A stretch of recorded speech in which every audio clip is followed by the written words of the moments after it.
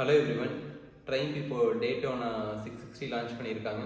So ரொம்ப நாளாக வரும்னு சொல்லி ஃபைனலி லான்ச் பண்ணிட்டாங்க. வாங்க அதை பற்றி இந்த வீடியோவில் பார்க்கலாம். ஃபஸ்ட்டு இதோட இன்ஜின் பார்த்தீங்கன்னா ஒரு 660cc triple cylinder liquid cooled engine. இதோட பவர்னு பார்த்தீங்கன்னா ஒரு 95 HP at 11,250 RPM ப்ளஸ் இதோட டார்க் பார்த்தீங்கன்னா ஒரு 69 Nm at 8,250 RPM கொடுக்குறாங்க.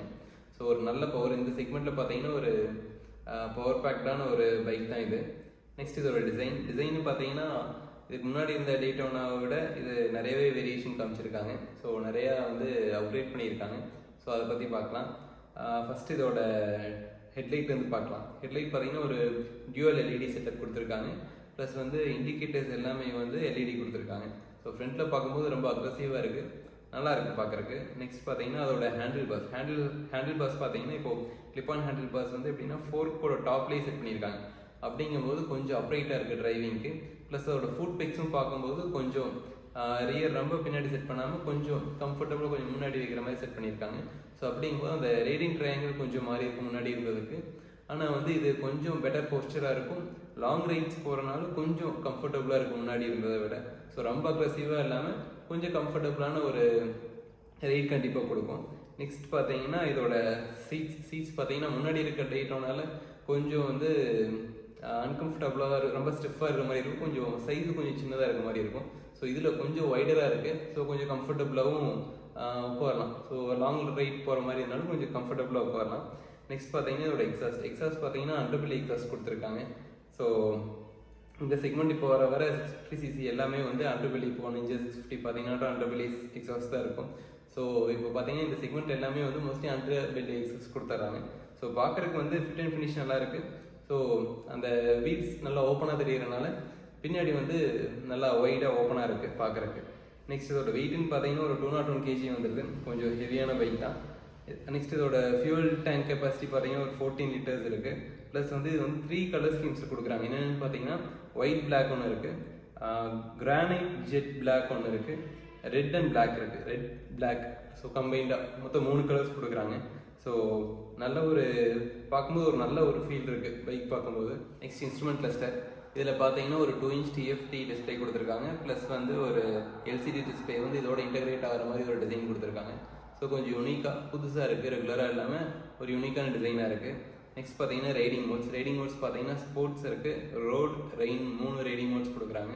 ஸோ அடிஷ்னலாக டயர் ப்ரெஷர் மானிட்டரிங் சிஸ்டம் கொடுக்குறாங்க, ஸ்மார்ட் ஃபோன் கனெக்டிவிட்டி கொடுக்குறாங்க.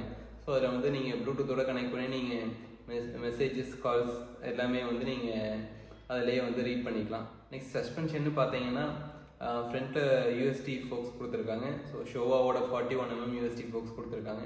ரியரில் பார்த்தீங்கன்னா ஷோவா ப்ரீலோட் அட்ஜஸ்டபிளோட கொடுத்துருக்காங்க, மோனோஷாக் சஸ்பென்ஷன் கொடுத்துருக்காங்க. ஸோ ரியர் நீங்கள் ப்ரீலோட் அட்ஜஸ்ட் பண்ணிக்கலாம். ஸோ நெக்ஸ்ட் பார்த்தீங்கன்னா இதோட எலக்ட்ரானிக்ஸ்னு பார்த்தீங்கன்னா ட்ராக்ஷன் கண்ட்ரோல் கொடுத்துருக்காங்க, ABS ஸ்விட்சபிள் கொடுத்துருக்காங்க, ஹீட்டட் கிரிப்ஸ் இருக்குது. So under seat USB sockets இருக்குது. ஸோ இந்த மாதிரி நிறைய எலக்ட்ரானிக்ஸ் இந்த தடவை ட்ரெயினில் இன்ட்ரடியூஸ் பண்ணியிருக்காங்க. நெக்ஸ்ட் டயர்ஸ்ன்னு பார்த்தீங்கன்னா மிச்லின் பவர் 6 டயர்ஸ் கொடுக்குறாங்க. ஸோ 17 inch அலாயில் 120/70 ஃப்ரண்ட் டயர்ஸ் கொடுக்குறாங்க. ப்ளஸ் 180/55 ரியர் டயர்ஸ் கொடுக்குறாங்க. பிரேக்கிங்னு பார்த்தீங்கன்னா ஒரு 310 mm ட்வின் ஃப்ரண்ட் டிஸ்க் கொடுக்குறாங்க. ஸோ ரியரில் பார்த்தீங்கன்னா ஒரு 220 mm ஃப்ரண்ட் டிஸ்க் கொடுக்குறாங்க. ஸோ நல்ல ஒரு டயர் ப்ளஸ் ஒரு நல்ல ஒரு பிரேக்கிங் கொடுத்துருக்காங்க. ஸோ பெர்ஃபார்மன்ஸ் நல்லாவே இருக்கும். இது கூட அடிஷ்னலாக ஒரு ஃபீச்சர் ஆட் பண்ணியிருக்காங்க ட்ரெயினுக்கு. அது என்னென்னு பார்த்தீங்கன்னா எமர்ஜென்சி டிக்ளரேஷன் வார்னிங் சிஸ்டம் அப்படின்னு ஒரு இன்ட்ரடியூஸ் பண்ணுறாங்க. ஸோ என்னென்னு பார்த்தீங்கன்னா இப்போது ஹெவி பிரேக்கிங், இப்போ நீங்கள் சடனாக பிரேக்கிங் கொடுக்கும்போது ஸோ உங்களோட இண்டிகேட்டர்ஸ் ஹசார் லைட்ஸ் மாதிரி ரெண்டுமே பிளிங்க் ஆகும். ஸோ ஹெவி பிரேக்கிங் பண்ணும்போது ஸோ ஒரு நல்ல ஒரு மூவ்தான் இது. ஸோ சேஃப்டிக்கு பின்னாடி வரவங்க ரியர் பார்க்குறதுக்கு கொஞ்சம் ஈஸியாக இருக்கும். ரியர் ரைடர்ஸ் பின்னாடி வரவங்க இப்போது ஹார்ட் பிரேக்கிங் முன்னாடி இருக்க ரைடர் பண்ணும்போது ரியர் ரைடர்ஸ் எல்லாருமே கொஞ்சம் கேர்ஃபுல்லாக ரைட் பண்ணுறது கொஞ்சம் ஈஸியாக இருக்கும், ஹார்ட் பிரேக்கிங் பண்ணுறாங்க இல்லையான்னு பார்க்குறக்கு. ஸோ எமர்ஜென்சி சுச்சுவேஷனில் கண்டிப்பாக இது யூஸ் ஆகும். ஸோ ஒரு நல்ல மூவ் ட்ரெயின் பெற்றிருந்து. நெக்ஸ்ட் இதோட சர்வீஸ் பார்த்தீங்கன்னா 16,000 kilometers or 12 months கொடுக்குறாங்க. ட்ரெயின் இப்போ எப்போவுமே சர்வீஸ் இன்டர்வல்ஸ் ஜாஸ்தியாக தான் கொடுப்பாங்க. இதுலேயே அதே மாதிரி தான் பண்ணியிருக்காங்க. இது ட்ரெயின் பெட் எப்போவுமே ரொம்ப ஒரு அட்வான்டேஜான ஒரு பாயிண்ட்டு.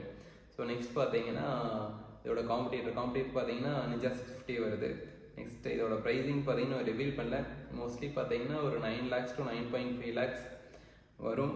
ஆனால் உங்களுக்கு என்ன ப்ரைஸிங் இருந்தால் இது கரெக்டாக இருக்குன்னு கீழே கமெண்ட்ஸில் சொல்லுங்கள். இதே மாதிரி வீடியோஸ் இன்ஃபர்மேட்டிவான வீடியோஸ் நிறையா பார்க்கணுன்னா நம்ம சேனலை சப்ஸ்கிரைப் பண்ணுங்கள். ஸோ இன்னொரு வீடியோவில் பார்க்குறேன். டேக் கேர், ரைட் சேஃப், பாய்.